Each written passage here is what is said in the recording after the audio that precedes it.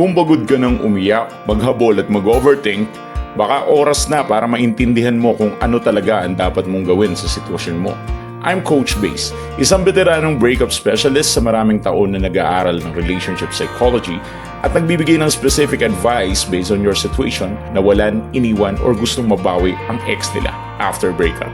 Our private coaching para sa seryosong gustong ayusin ang love life niya, message mo ako sa FB na nasa link na nasa comment section or yung link na nasa description.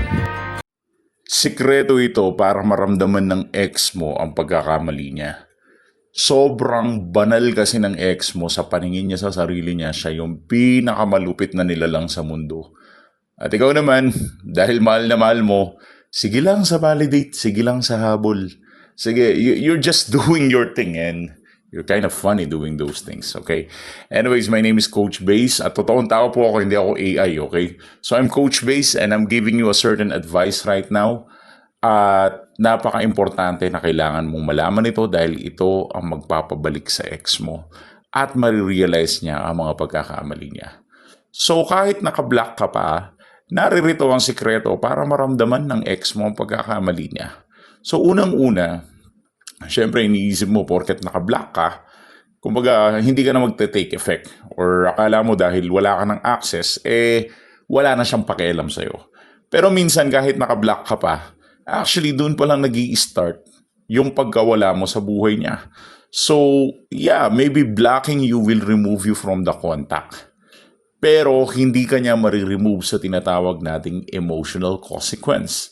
When we say emotional consequence, eto yung biglang ang dami niyang takeaways, parang mabilis magbago yung isip niya na tama ba yung decision ko na binlock ko siya, dapat ba to, hindi ba to, dapat ba to, hindi ba to, sige block ko muna siya, sige dapat yata ganito, hanggang eventually, after kanyang i-block, temporary lang yun, kadalasan.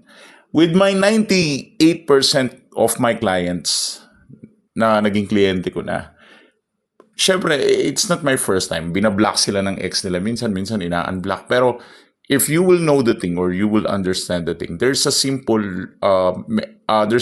pattern na nakita ko with my clients, no. At ano yung simpleng pattern na yun? Paulit-ulit yung block, tapos unblock, tapos block, tapos unblock. Yung pattern na yun, ang ibig ko sabihin, ang pagbablock sa'yo ng ex mo, 97 to 98% kadalasan, temporary lang.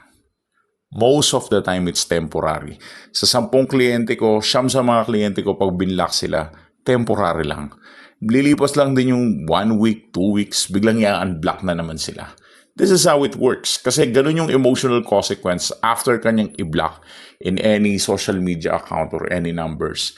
Hindi rin naman magiging consistent yun. So, kung hindi ka pa binablock, i-expect mo, definitely sinasabi ko sa binibigyan kita ng tutorial ngayon i-expect mo na ibablock ka niya. Okay? Habang hindi ka pa niya binablock ngayon, please expect it na ibablock ka din niya eventually. At after kanyang i-block, i-expect mo din na temporary lang yung block na yan 90% of the time or 98% of the time. That's how it works. Wala akong magagawa. Ganyan talaga yung nangyari according sa data na meron ako with my clients. That's how it works. Wala tayong magagawa. Pero since nandirito ako at bibigyan kita ng guidance and tutorial para mas mapadali ang lahat at ma-realize din ng ex mo yung pagkakamali niya. Kapag binlock ka kasi niya, hindi naman automatic na hate ka niya. Possible reasons kung bakit ka binlock ay dahil sa emotional overwhelm, avoidant siya, control attempt, or kailangan talaga ng space, need for space, kaya ibigay mo, syempre. Or temporary emotional regulation. Pero hindi ibig sabihin na hindi ka na mahal. Sadyang kailangan lang ng space. So, biggest mistake kapag na-block, most of my clients gumagawa ng bagong account, or kayo din, mga subscriber, kapag na-block kayo, gumagawa kayo ng bagong account, tapos magmamakaawa kayo sa kanya, maghahabol kayo, pipilitin yung magpaliwanag. Ang nagiging resulta, lalo nilang nako-confirm sa sarili nila na nakadepende ka sa kanila at emotional dependent ka sa kanila. So, eto ang sikreto. You need to have this what we call emotional disappearance. Obviously, nakikipag-mind game ang ex mo sa'yo, pero the real secret here is you need to completely remove emotional access. Huwag na huwag kang hahabol. Tumigil ka sa pagpaparamdam at tumigil ka sa panghingi ng validation dahil ang pag-block niya sa'yo ay temporary lang. At bakit ito gumagana psychologically? Because of what we call occupied siya sa pag-iwas dahil nga sa delayed loss awareness. Kapag naghahabol ka kasi, magiging occupied talaga siya. Pero kapag tumigil ka sa paghahabol, mararamdaman niyo yung vacuum effect. Ang vacuum effect, parang siya naman yung mahihila mo pabalik sa method mo. Parang siya yung mahihila mo papunta sa mga belief mo. So, syempre, kapag hindi ka nag-react after kanyang i-block, magkakaroon ng curiosity at uncertainty.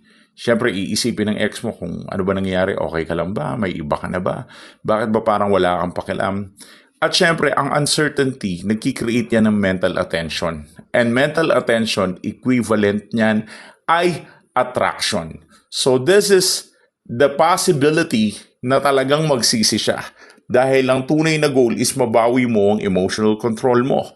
So ngayon, paano ma-realize ng ex mo ang pagkakamali niya?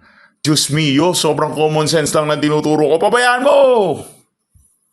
Yun lang. Pabayaan mo siya. Pabayaan mo. Huwag mong kulitin. Huwag mong habulin. Manahimik ka lang. Sige, pabayaan mo. This is just temporary, as I said. Kapag pinabayaan mo yan, hinayaan mo siya na mag-amok, mag-tantrum, or umalis-alis sa harapan mo, that would be the time na marirealize ng ex mo mismo sa sarili niya na parang yatang mali yung pinagagagawa niya. Siya din ang makaka-realize sa sarili niyang pagkakamali. Hindi mo siya kailangan i-remind most of the time. Hindi mo naman siya kailangan i-remind most of the time. Kusa niyang matututunan yan kapag hindi mo siya ginulo. And what I'm asking you to do is just please stay professional. Kahit naka-block ka pa, pwede ka pa rin niyang maalala, pwede ka pa rin niyang ma-miss, pwede ka pa rin niyang maramdaman ang pagkawala mo. Pero mangyayari lang yun kapag hindi mo siya pinipilit. Huwag mong pipilitin, huwag mong hahabulin, marirealize din niya ang pagkakamali niya habang naka-block ka pa sa kanya. So ano ang sikreto? Absolutely, ang sikreto ay mag-chillax and have some fun. Napakaganda ng sikreto, how to make your ex come back and how to make your ex think about you more para sa pagkakamali niya. Habay, you need to have some fun. Just enjoy your life and just do your thing. And definitely, ito ang pinaka-the best na message dito dahil gladly, wala kang ibang gagawin kundi maghintay, mag-relax. Huwag mong mamadaliin, maghintay at mag-relax. Yun lang ang dapat mong gawin. Okay, for strategical coaching session para ibalik ang ex, paki-message na lang ako dyan. Nasa comment section yung link ng Facebook account. Legit yan, huwag kang mag-alala. So, PM nyo lang ako dyan, okay? Thanks for watching.